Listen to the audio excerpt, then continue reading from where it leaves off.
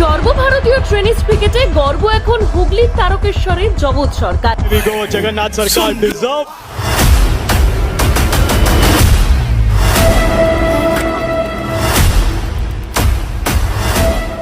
সংবর্ধনায় ভাসল তারকেশ্বর। টেনিস ক্রিকেটের জাতীয় মঞ্চে এক অনন্য কৃতিত্ব স্থাপন করে Indian Street Premier League season 3-র মোস্ট ভ্যালুয়েবল প্লেয়ার খেতাব জিতে বাড়ি ফিরলেন পশ্চিমবঙ্গের হুগলি জেলার তারকেশ্বরের কৃতি সন্তান জগৎ সরকার। তার এই সাফল্যে গর্বে উজ্জ্বল হয়ে উঠেছে তারকেশ্বর। তারকেশ্বরের মাটিতে পা রাখতেই উৎসবের রূপ নেয় গোটা এলাকা। ঢাক ঢোলের তালে তালে আবিরের রঙে রাঙিয়ে স্থানীয় মানুষজন উষ্ণ অভ্যর্থনা জানান এই জাতীয় তারকাকে। রাস্তার দুধারে ভিড় করে দাঁড়িয়ে থাকা মানুষজনের উল্লাসে স্পষ্ট এই সাফল্য শুধু জগৎ সরকারের নয়, গোটা তারকেশ্বরের।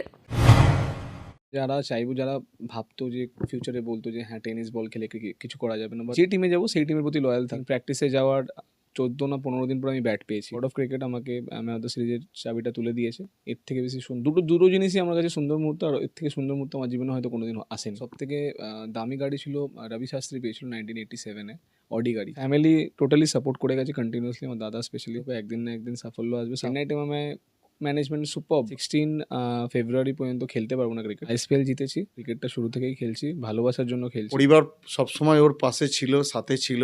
ছোটবেলা থেকেই ও ক্রিকেট খেলতে ভালোবাসতো। অনুভূতি কোনোদিন মুখ দিয়ে বলা যায় না, অনুভূতি হৃদয় থেকে সৃষ্টি হয়। এবং দাদা হয়ে নিজের গর্ববোধ হয় ভাইয়ের প্রতি। দর্শক, আমি হাসান, আপনারা দেখছেন আপনাদের প্রিয় চ্যানেল SSTV পাবলিক। আজ আমরা কথা বলে নেব ভারতবর্ষ তথা পশ্চিমবাংলার গর্ব, হুগলি জেলার ছেলে, দ্য প্রিন্স অফ তারকেশ্বর। দাদা কেমন আছেন? ভালো আছি দাদা, কদিন আগে সুরাটে যে টুর্নামেন্ট হলো, সেই টুর্নামেন্টে আপনার টিম চেন্নাই জয়লাভ করেছে। তার সাথে সাথে আপনি মোস্ট ভ্যালুয়েবল প্লেয়ার হিসেবে নিযুক্ত হয়েছেন এবং পেয়েছেন বিশ্ববিখ্যাত ব্র্যান্ড পার্সে 911 সুপার কার। এই যে কার পেয়েছেন, এবং সব থেকে বড় কথা হচ্ছে সেই কার আপনাকে তুলে দিয়েছে বিশ্ব ক্রিকেট গুরু মিস্টার সচিন টেন্ডুলকার, এবং তিনি আপনাকে নিজে ড্রাইভ করে গোটা স্টেডিয়াম ঘুরিয়েছেন।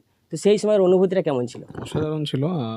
কারণ ওই কার্ডটা পাওয়ার পর আমার ইচ্ছে ছিল, যখন আমাদের কার্ডের সাথে শুটিং হচ্ছিল, প্রতিটা প্লেয়ারের শুটিং হয়েছে, যে যদি MVP পাও তো তাও তোমার ফিলিংস কী হবে। তখন আমি ভেবেছিলাম যদি আমি কোনোদিন MVP পাই তো আমি ডেফিনেটলি, স্যার যদি তুলে দেয় আমাদের গাড়িটা, তো আমি স্যারকে রিকোয়েস্ট করব, আর তো স্যারকে যাতে আমার সাথে গাড়িতে ড্রাইভ করে। তো ওটা আমার কাছে স্বপ্নই ছিল, এখনও স্বপ্নই আছে, আর আমি ওই স্বপ্নটাকে এখনও বাঁচছি। দেখলাম তারকেশ্বরবাসী মানে এলাকাবাসী এবং আপনার ফ্যানেরা আপনার গ্র্যান্ড ওয়েলকাম করলেন ঢাক ঢোল বাজিয়ে, আতশবাজির মাধ্যমে। তো তাদের ভালোবাসার প্রতি আপনার অনুভূতিটা কীরকম? খুব ভালো লেগেছিলো। আমি এক্সপেক্ট করিনি যে এতটা গ্র্যান্ড ওয়েলকাম হবে। তো সবাই যে ক্রিকেট দেখেছে, সবাই উপভোগ করেছে, সবাই আমার টিমকে সাপোর্ট করেছে, এটাতে আমি খুবই হ্যাপি। আর আমি চেষ্টা করেছি যে তাদের ভালোবাসাটাকে পরিপূর্ণ করার। আর তারা যে ক্রিকেটটা দেখেছে, এতটা সাপোর্ট করেছে, কারণ MVP পারফরমেন্সের সাথে সাথে ভোটটাও খুব ইম্পর্টেন্ট ছিল। গোটা বাংলা জুড়ে, গোটা ইন্ডিয়া জুড়ে সবাই আমাকে ভোট করেছে। আর আমি যখন ফিরেছি, তাদের হয়তো আশাটা কোথাও ওদের মনে হয়েছে কোথাও চেন্নাই জিতলেও কোথাও বেঙ্গলেই কাপ এসেছে। তো তাই জন্য তারা ওই পুরো প্রপারলি ভালোবাসাটাকে হয়তো আমি পরিপূর্ণতা দিতে পেরেছি বলে যে তারা এতটা গ্র্যান্ড ওয়েলকাম করেছে, এটাতে আমি খুবই আপ্লুত হয়েছি। যখন থেকে খেলা শুরু করেছেন আজ পর্যন্ত জার্নিটা কেমন ছিল?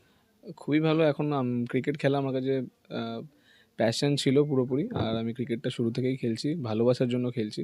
ক্রিকেট এখন এত বড় জায়গায় গেছে, তো এনজয় করছি, আরও বেটার ক্রিকেট খেলার চেষ্টা করছি। আর ISPL জিতেছি, আর আমরা 16 ফেব্রুয়ারি পর্যন্ত খেলতে পারবো না ক্রিকেট। দেন তারপর থেকে আবার আমাদের ক্রিকেটের জার্নি আবার শুরু হবে। তো দেন আবার look forward for the next game. তরুণ প্রজন্ম ক্রিকেটারদের কি বার্তা দেবেন, মেসেজ কি দেবেন?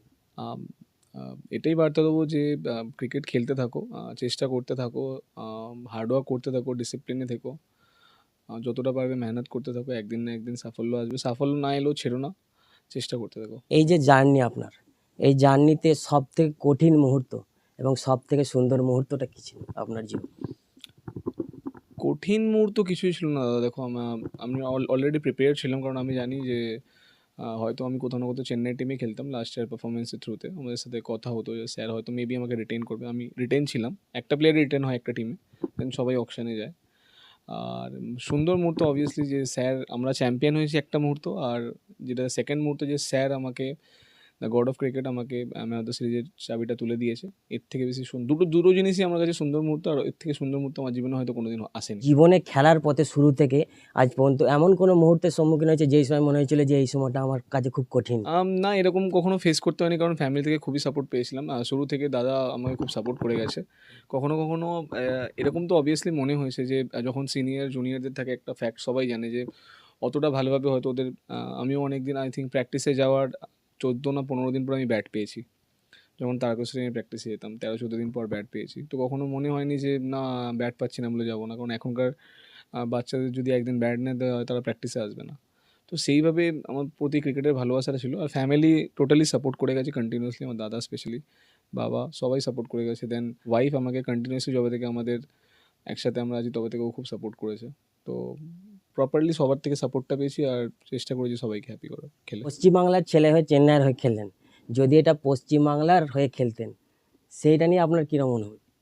না, এটা অ্যাকচুয়ালি পশ্চিমবাংলা নয়, টাইগার্স অফ কলকাতাও টিম ছিল, চেন্নাই টিম ছিল, মুম্বাইয়ের টিম ছিল। তো এরকম ফিলিংস নয়। আমি যে টিমে যেহেতু লাস্ট ইয়ার আমি চেন্নাইয়ে ছিলাম, চেন্নাই টিম আমায় ম্যানেজমেন্ট সুপারব। তো আমি কখনো এরকম ভাবছি না যে কলকাতায় খেললে কীরকম হতো, মুম্বাইয়ে খেললে কীরকম হতো। যে তুমি খেলছো সেই টিমের প্রতি লয়াল থাকা তোমার উচিত।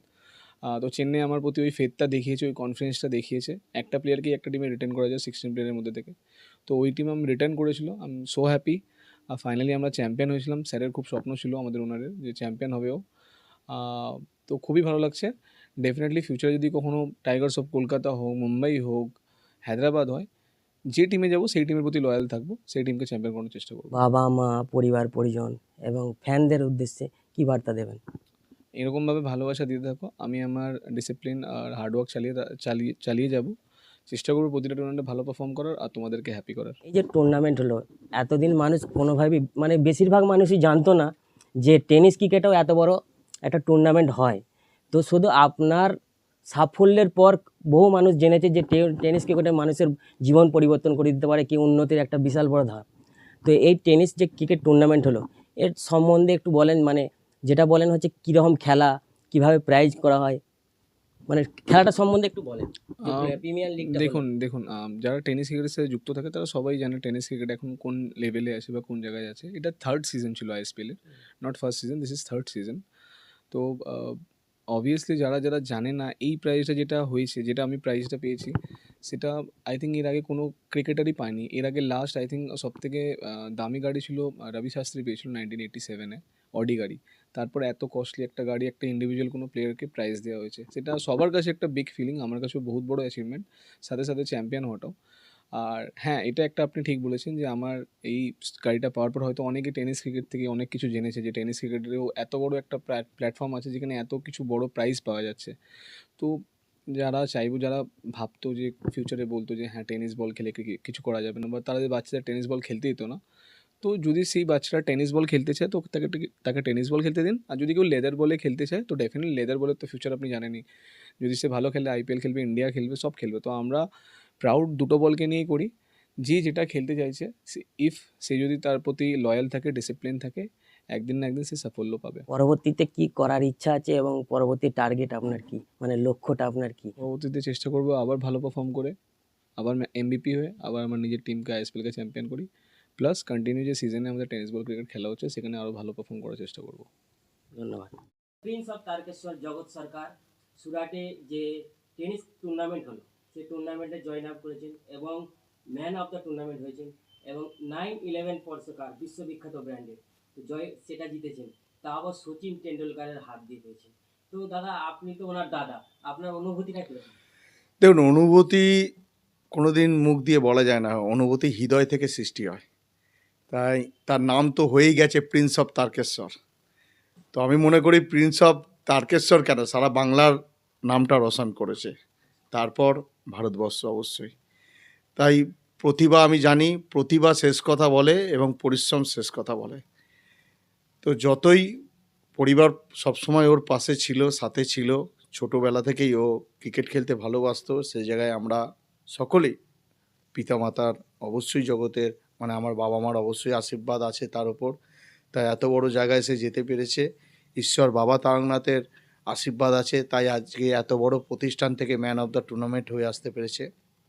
তারকেশ্বরবাসী হয়ে তারকেশ্বর মানুষের তার প্রতি শুভেচ্ছা, অভিনন্দন এবং আশীর্বাদ আছে, তাই সে এত বড় জায়গায় যেতে পেরেছে।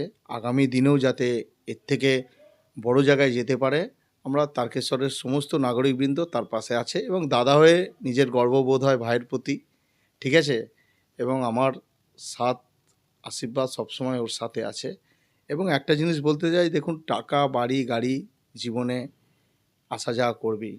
সবথেকে বড় প্রাপ্তি যেটা 15টা মিনিট যে সচিন স্যারের কাছ থেকে যে সময় কাটানো, উপদেশ নেওয়া এবং তার হাত থেকে যে ম্যান অফ দ্য টুর্নামেন্টের পুরস্কার পাওয়া, এইটা কোনো দিন জীবনে আসবে না। তো এইটাই জীবনের সবথেকে বড় প্রাপ্তি আমি মনে করি। আমার নাম চন্দন সরকার, আমি জগতের দাদা। থ্যাংক ইউ আপনাদেরকেও।